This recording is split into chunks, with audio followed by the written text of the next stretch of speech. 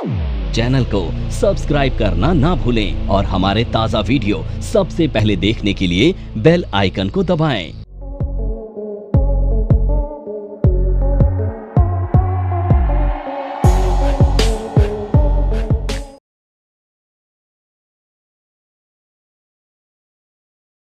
अगर हम इंडेक्स में ट्रेडिंग कर रहे हैं, लाइक आप निफ्टी या बैंक निफ्टी में अगर आप करते हैं, फिर इसमें आती है स्कैल्पिंग। स्कैल्पिंग क्या है कि आप बहुत स्मॉल प्रॉफिट और लॉस के लिए क्या कर रहे हैं, मार्केट में एंट्री कर रहे हैं।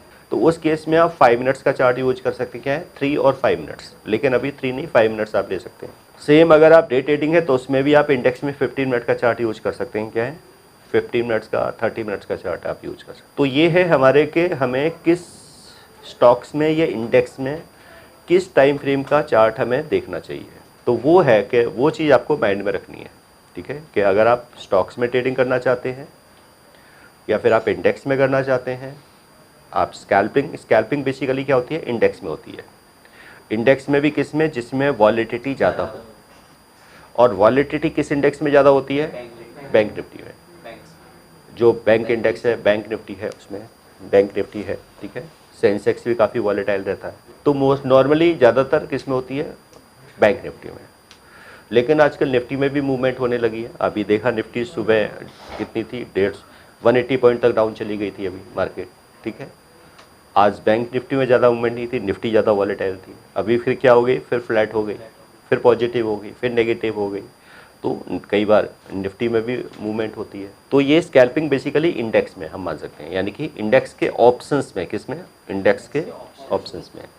अब क्योंकि हुआ क्या है, क्योंकि अभी तक वीकली ऑप्शंस अवेलेबल थे, ठीक है। क्योंकि वीकली ऑप्शंस में ट्रेडिंग होती थी, मूवमेंट होती थी, ठीक है, और उसमें क्या होते थे, प्रीमियम कम होते थे, ठीक है। तो अब क्योंकि बैंक निफ्टी में और बाकी के जो इंडेक्सेस थे, खासकर फिर निफ्टी में, अब इसमें वीकली एक्सपायरीज अभी बंद कर दी एक्सचेंज से।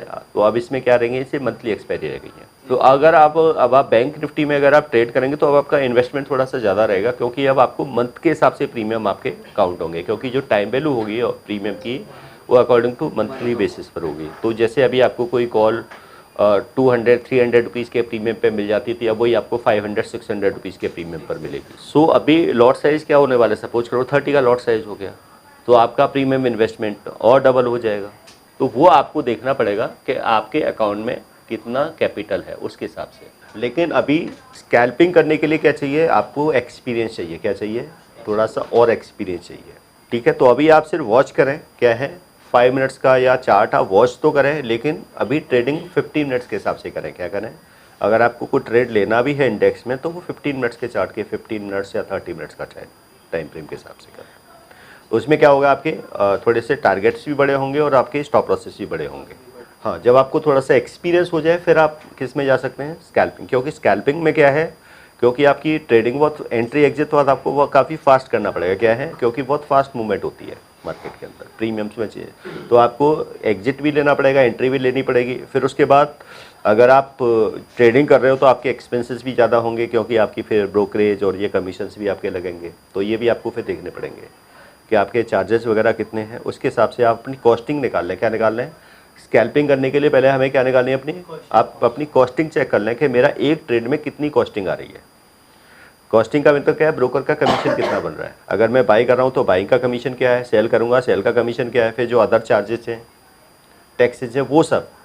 उसके हिसाब से आप अपने क्या है पॉइंट डिसाइड करें कि मिनिमम मुझे इतने पॉइंट्स पे ट्रेड करना है। सपोज करो आप अगर जैसे कि हम निफ्टी का चार्ट देख रहे हैं, निफ्टी में मान लो सपोज करो आपने 50 पॉइंट का हमें एक टारगेट लग रहा है, यानी कि 50 पॉइंट का। अब अगर आप ऑप्शंस बाई करेंगे तो ऑप्शंस के प्रीमियम में 50 पॉइंट का चेंज नहीं आएगा, ठीक है, उसमें नहीं आएगा। उसमें फिर आपको जो स्ट्राइक्स है, अगर सपोज को निफ्टी में 50 पॉइंट की मूवमेंट हो रही है तो आपके हो सकता है कि ऑप्शंस के प्रीमियम में सिर्फ 30 पॉइंट की मूवमेंट हो, 25 पॉइंट की या 20 पॉइंट की मूवमेंट हो। वो किसके अकॉर्डिंग होगा कि आपके स्ट्राइक्स क्या है। तो यानी कि अगर आपको स्कैल्पिंग करनी है तो आपको आईटीएम में करनी है। क्या करनी है, आईटीएम, इन द मनी में करनी है, आईटीएम ऑप्शंस। यानी कि जो करंट लेवल चल रहा है उससे मिनिमम 2 स्ट्राइक्स नीचे का ऑप्शंस को बाई करें, एट द मनी नहीं। सपोज करो अभी बैंक निफ्टी मान लो 50,400 है, तो आप 50,200 की कॉल बाई कीजिए, ठीक है, अगर आप बुलिश हैं। और अगर आप का व्यू बेरिश है, आपको पुट बाई करना है तो 200 ऊपर की स्ट्राइक की, यानी कि अगर आपका व्यू बेरिश है तो 50,600 की आप पुट बाई करें, यानी कि 2 स्ट्राइक नीचे की कॉल और 2 स्ट्राइक ऊपर की पुट अगर आप क्या कर रहे हैं, स्कैल्पिंग आपको कर रहे हैं, ठीक है।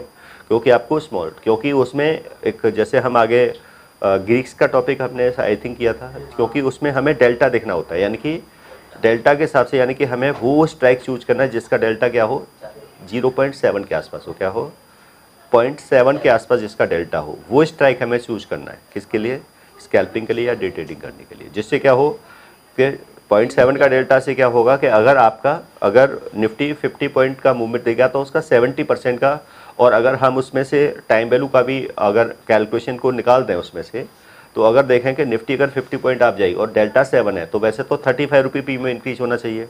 अगर हम 60% भी माने तो यानी कि 30 रुपीज़ उसके प्रीमियम में चेंज आएगा। क्या आएगा कि निफ्टी अगर 50 पॉइंट अप जाएगी तो आपकी कॉल का प्रीमियम सिर्फ 30 रुपीज़ इंक्रीज होगा। अब 30 रुपीज़ का अभी के हिसाब से 15 का लॉट साइज है तो 30 मल्टीप्लाई 15 यानी कि 450 रुपीज़, आपका 450 रुपीज़ का क्या है, सपोज आपका प्रॉफिट है। अब 450 में फिर आपको अब क्या देखना है अपने, क्या मेरे चार्जेस कितने लगे, इसमें एक्सपेंसेस कितने आए। अब ठीक है, अब वो ब्रोकर टू ब्रोकर डिपेंड करता है कि आपका अकाउंट किस ब्रोकर के पास है, वो आपसे कितना कमीशन चार्ज कर रहा है, ठीक है। तो वो आप एक बार ज़रूर चेक कर ले, क्या है, स्कैल्पिंग करने से पहले या कोई भी ऑप्शन ट्रेडिंग करने से पहले। और इनिशियली हमने जैसे कहा कि अगर आपको ट्रेडिंग करनी है, जैसे कि वे अभी आप जस्ट न्यू हैं स्टॉक मार्केट के अंदर, या सिर्फ अभी आप लर्निंग स्टेज पर हैं और आपको सीखनी है, तो फिर अभी आप डायरेक्ट ऑप्शंस में ना आए। पहले आपको कहाँ से ट्रेडिंग स्टार्ट करनी है, स्टॉक से स्टार्ट करनी है। क्या है, स्टॉक से, कैश मार्केट से, और स्मॉल क्वांटिटी से आपको स्टार्ट करना है। क्या है, स्मॉल क्वांटिटी से। और उसमें फिर आपको मिनिमम 15 मिनट के चार्ट के हिसाब से, कम से कम मिनिमम 15, यानी कि स्टॉक्स में आपको 5 मिनट का चार्ट नहीं देखना, कितना देखना है, कम से कम 15 मिनट का, ठीक है। 15 मिनट का चार्ट के हिसाब से आपको काम करनी है। और स्मॉल क्वांटिटी, क्या है, स्मॉल क्वांटिटी, ठीक है। स्मॉल क्वांटिटी क्या है, क्योंकि स्टॉक मार्केट में रिस्क रिवॉर्ड बहुत मैटर करता है। क्या करता है, रिस्क रिवॉर्ड, कि हमारा रिस्क क्या हो, रिवॉर्ड क्या हो। रिस्क रिवॉर्ड इस पर भी मैटर करेगा कि आप कितना रिस्क ले सकते हैं या लेना चाहते हैं किसी एक ट्रेड के अंदर या पूरे डे के अंदर, ठीक है। तो उसके अकॉर्डिंग क्या है, क्योंकि आपका, और ये किससे डिसाइड होगा कि आपके पास कैपिटल कितनी है, कि आप कितने कैपिटल से ट्रेडिंग स्टार्ट कर रहे हो। सपोज आप कह रहे हो कि मुझे 10,000 से ट्रेडिंग स्टार्ट करनी है, ठीक है। या फिर आप कहते हो कि मुझे 20,000 से 50,000 से, जैसा जिसके अकाउंट में कैपिटल है। तो पहले तो क्या है, आपके अकाउंट में कैपिटल कितनी है, क्योंकि कैश मार्केट में क्या है, अगर आप डे ट्रेडिंग करते हैं तो ब्रोकर के एक्सचेंज अप्रोक्स 5 टाइम्स का क्या देता है, आपको लेवरेज दे देता है। क्या है, अगर 10,000 है तो इसका मीनिंग क्या है कि आप 50,000 वैल्यू के शेयर्स में आप ट्रेडिंग कर सकते हैं। अगर आपके अकाउंट में 10,000 रुपीज़ हैं तो आप 50,000 वैल्यू के शेयर्स में आप ट्रेडिंग कर सकते हैं एक दिन के अंदर। लेकिन कंडीशंस क्या है कि ये शेयर आपको सेम डे क्या करने पड़ेंगे, बाई किया तो सेम डे ही आपको सेल करने पड़ेंगे, आप इनको होल्ड या कैरी नहीं कर सकते, ठीक है। तो आपको मान लो, सपोज करो, और ये क्या होता है कि हमें एक दिन के अंदर, ठीक है, मिनिमम 3 और मैक्सिमम 5 ट्रेड करने हैं। क्या करने हैं, इससे ज़्यादा नहीं, क्या करनी है, मिनिमम 3 और मैक्सिमम 5 ट्रेड, ठीक है, जिससे हम अपनी एक्यूरेसी को चेक कर सकें। क्या कर सकें, एक्यूरेसी। अगर एक ट्रेड से आप एग्जिट हो चुके हैं तो फिर आप दोबारा उस ट्रेड में एंट्री ना करें। क्या करें, मतलब सेम स्टॉक्स के अंदर, मान लो आपने किसी स्टॉक्स में आपने एंट्री की, उसमें आपका स्टॉप लॉस हिट हो गया तो उससे एग्जिट हो जाइए, फिर आप किसी दूसरे में ट्राई। तो एक ही स्टॉक्स में आपको बार बार नहीं, आप देखिए किसी स्टॉक्स में क्या है।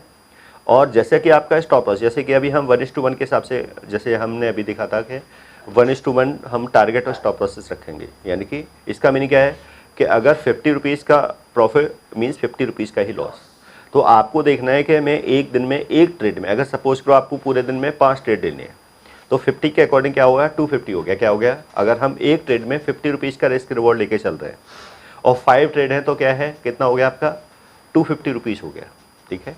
अब ये हमारी प्रैक्टिस पे डिपेंड करेगा कि अगर हम 5 ट्रेड ले रहे हैं एक दिन के अंदर तो 5 ट्रेड में हमारे 5 के 5 ट्रेड में टारगेट्स आ गए, या 5 के जो 5 ट्रेड्स थे उसमें हमारे स्टॉप लॉसेस सेट हो गए, या 5 में से 3 में टारगेट्स आए, 2 में स्टॉप लॉसेस सेट हो गए।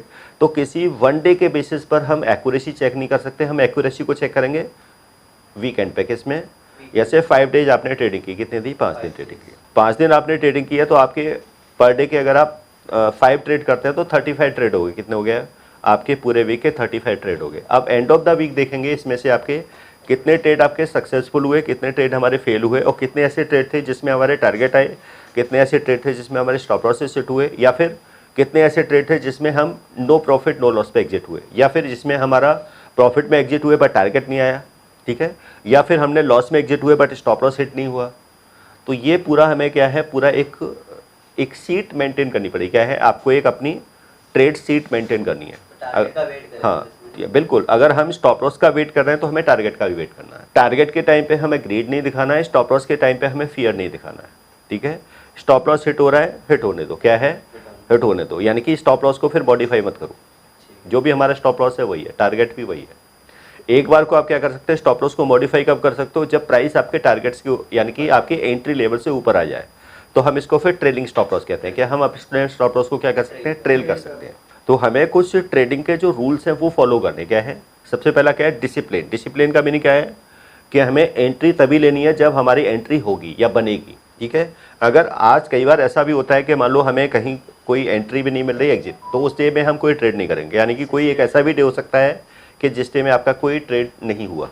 www.onlinenifm.com NIFM के ऑनलाइन एजुकेशन प्लेटफॉर्म पर बहुत से ऐसे कोर्स थे जिनसे मैं अपने स्टॉक मार्केट में इन्वेस्टमेंट और ट्रेडिंग के सपनों को पूरा कर सकता था, जैसे कि stock market trading beginners course, NIFM certified smart investor course, advance level smart investor course, technical analysis course, fundamental analysis course, options trading strategies, research analyst certificate course, diploma in financial market course और ना जाने ऐसे बहुत से course उपलब्ध है। फिर मैंने www.onlinenifm.com की साइट पर जाकर NIFM का NIFM certified smart investor course को ऑनलाइन परचेज किया, जिसको सीखने के बाद मैंने जाना कि शेयर मार्केट से पैसा कमाना कितना आसान है। बस आपको एक सही प्लेटफॉर्म की जरूरत है,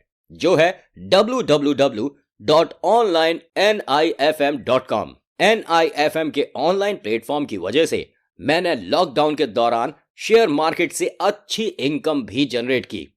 थैंक्स NIFM, जिसकी वजह से आज मैं एक होटल मैनेजर से प्रोफेशनल ट्रेडर बन पाया। कॉल 8588868475 और विजिट www.onlinenifm.com।